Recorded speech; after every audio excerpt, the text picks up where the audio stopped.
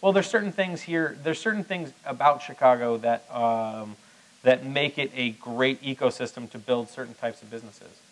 You know, with Belly, I consider Belly technology plus. I mean, we're a tech company. You know, I would put our tech team, our engineers, you know, our technology against any company anywhere. That being said, I think in order to scale a business for small, medium-sized businesses, it takes a sales force. It takes, you know, a relationship with each one of the businesses. So I mean, each one of our stores has an account manager. We customize the rewards for each business. So we're building a team. There's an incredible network there's an incredible amount of talent here. There's an incredible amount of large corporations. I think it's the #1 city for Fortune 500 companies. There is investment. There's now, you know, even in the last year, the startup, the tech, the entrepreneurial community has become phenomenally better than even it was a year ago. It started to kind of center in these tech hubs. You know, I think 600 West Chicago, where Lightbank is, and a lot of the Lightbank portfolio companies here at 1871 have become these kind of tech epicenters, where, you know, it's now you can be sitting at a coffee shop or, you know, working in a lobby, and you actually see other entrepreneurs. You hear other people talking about startups, talking about building a business, and that's something that I don't think you've ever had here before. I think there's huge benefits to just the openness, the helpfulness, like the support you get from the Chicago tech community. People here, more so than anywhere I've ever been, genuinely want to help. Like, you know, Silicon Valley, in the Valley, like, everyone has a motive. Everyone has something they're trying to accomplish. Here, people just generally want to help you. And maybe that's just kind of the Midwestern in them. They're just nicer people. I don't know.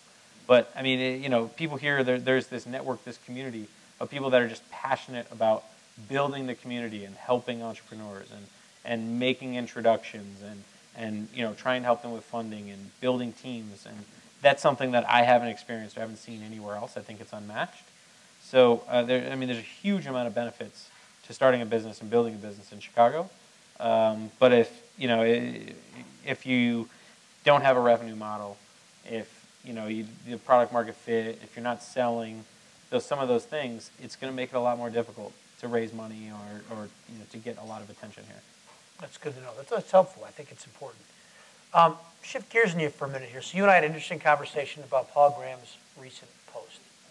And I thought that'd be something worth sharing. Black Swan Farming? I think that's what it said. Black Swan Farming. Yeah. Let's talk about that a little bit. Why did that strike you? I know it struck me as a really interesting post, and something that I think, I don't know how many people here read the recent post that Paul did out of Y Combinator, but let's talk about it a little bit, because I think there's a lot to be learned from that, because he basically has a great way of saying, I know this is true, but it's so counterintuitive, I'm having trouble acting on what I know to be true. Yeah, so the article, for people that don't know, Paul Graham is the founder. He runs Y Combinator, generally considered the #1 incubator in the world. And he wrote an article, a blog post sometime in the last week. It was called Black Swan Farming. And the general idea was I think it was kind of most great businesses or great ideas sound terrible when they start. He quoted Peter Thiel and said, Peter Thiel came over and he gave a talk where he basically said, here's a circle of things that are good ideas, and then here's a circle of things that seem like bad ideas. And he said, all of our grand slams, you know, the Airbnbs of the world, all of our best, most successful make-the-fund companies, which isn't the only reason they do it, but his comment was, if you were purely economically driven, you would basically say, what are the most successful? It's the intersection of the two. They turn out to be really great ideas, but they seem like really bad ideas. And the problem is, your intuition is to play small ball and go for things that just seem like layup good ideas, which may have 1,000 people doing it, or you know, challenges that lurk beneath the surface. But then the question is, how in the world do you figure out what are the really good ideas that look like really bad ideas?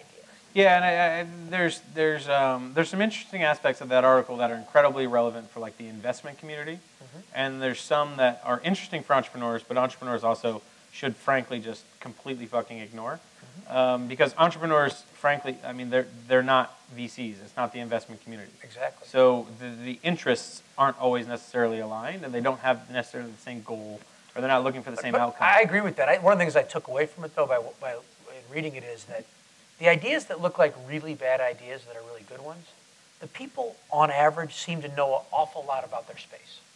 They'd really spent a lot of time understanding it. They understood the need.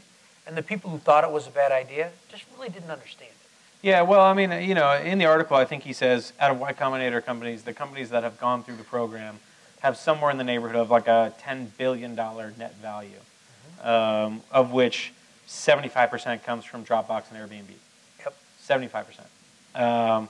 That being said, to say that the only companies that have been successful are the only entrepreneurs that have derived value from the program or have built something meaningful or were acquired for 10 million, 12 million, whatever it was, versus kind of the returns to the investor, like there's a gap there, right? I mean, from an investment portfolio, they're looking for the massive returns.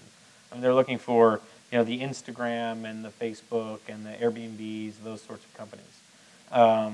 But from an entrepreneur's perspective, I think we're all out. I think that's kind of what we strive to accomplish. We all want to build something big, something large. But I think to say that the only way that an entrepreneur going through an incubator is successful or is meaningful to become the next Dropbox or Airbnb. He said his own exit was $50 million for his own company before he did Y Combinator. 50 million is not a bad day. Not a bad day. Not a bad day. Not a bad couple But years. that being said, I think there is a lot of truth in the fact that most great ideas seem silly or seem stupid to almost everyone besides the founders. Mm-hmm. And I can promise you, the idea of buying iPads, putting them in stores, using physical loyalty cards, and creating these unique rewards and having these conversations with every single business about customizing their program. When I first started to talk about this idea, I mean, people thought I was an idiot, for sure. Right. Well, but you spotted a vein. My father has a saying. My dad is an entrepreneur, and he talks about fuzzy vision. You know, fuzzy vision is you're driving past, the northwest suburbs, way past O'Hare, past Schaumburg and all that, and you see the Sears Tower. You can kind of see it. It's fuzzy, but you can see the shape of it. You know what it is. You recognize it. But you can't describe all the specifics of it, so you're sort of struggling for words to put it in. But as you get closer and closer, more and more details become clear to you. And that metaphor of the fuzzy vision becoming very clear, because you get close to it and you go, that's it. That's the building I was talking about. No one's ever as close as the founders. Right. And that's something that I think takes a little bit of time to learn. No one knows the market, knows the customer, knows the demographic. No one knows it better than you. Well, but I think there's a really important point there, which is, and I think you're 100% right, which is that if you're going to be a successful founder, you better have that nailed. Yeah, well, I mean, of course, in order to be a successful founder, you have to kind of understand the market. You have to be able to make decisions and make them quickly and have a high batting average, all of those things. But so many people, so many entrepreneurs get distracted by, I mean, frankly, just there's too many fucking mentors. Investors, advisors, they have too much advice. And too many people get distracted by every meeting that they have, every investor they meet, every advisor that they talk to has a different idea. And people start chasing all these different paths. Right, well, they start to get discouraged that their idea doesn't make sense. Yeah, I mean, we can talk about kind of how ideas are meaningless, but I think, from a founder perspective, getting in front of the consumer, getting in front of in front of your target, and getting into your market. A lot of people will have different feedback. They'll have different advice, but they haven't spent the time, energy, the passion. They haven't lived it, breathe it, sleep, like dream about this market, this space. And so, people start to get feedback, and they start to go all these different directions. They start to go all these different paths. Adding new features or changing their pitch. But frankly, you should take every opportunity to talk to an investor, a mentor, an advisor, a customer, someone on the street. You should take every opportunity as an opportunity to learn. But you should also very clearly understand that this is your business, and if you're not strong enough, smart enough, in order to be able to kind of take everything with a grain of salt and incorporate that into what you know about the space, about your business, and add that in a way which you believe to be your vision your product. I mean, it's not going to work every time. I mean, look, you know, most companies will fail, but at least you're gonna fail your way.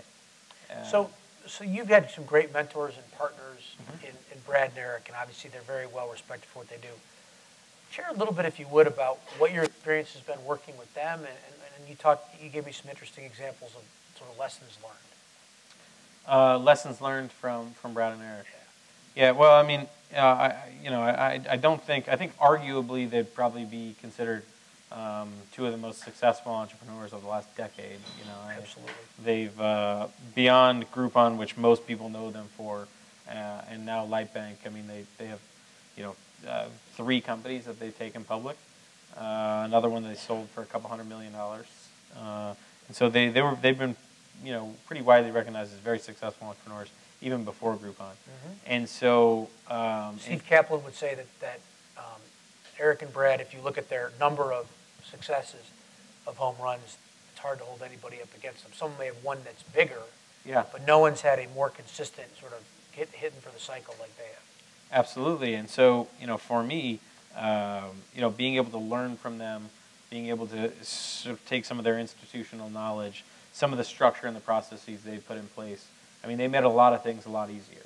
You know, they have, like I said, HR and legal and accounting and all of these things. They solve kind of all those problems and allowed me to focus really on building the business, on launching the product. And you know, one of the phenomenal things is they've always, you know, for me had kind of what I consider an open door policy, and so I've been able to work with them pretty closely, and really just be, you know, bouncing ideas and so how would you describe? I mean, everybody understands how successful they are.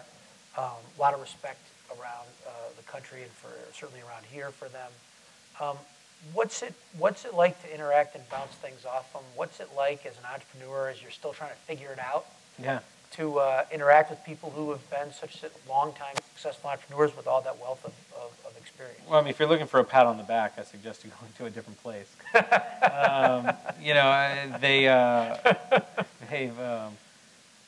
they've been incredibly successful. So, you know, the thing is, they have kind of lived through most of the things you would consider sort of a problem, a hurdle, you know, a major issue. So they're able to sort of discern very quickly and discern very intelligently sort of what the problem is, what steps you need to take.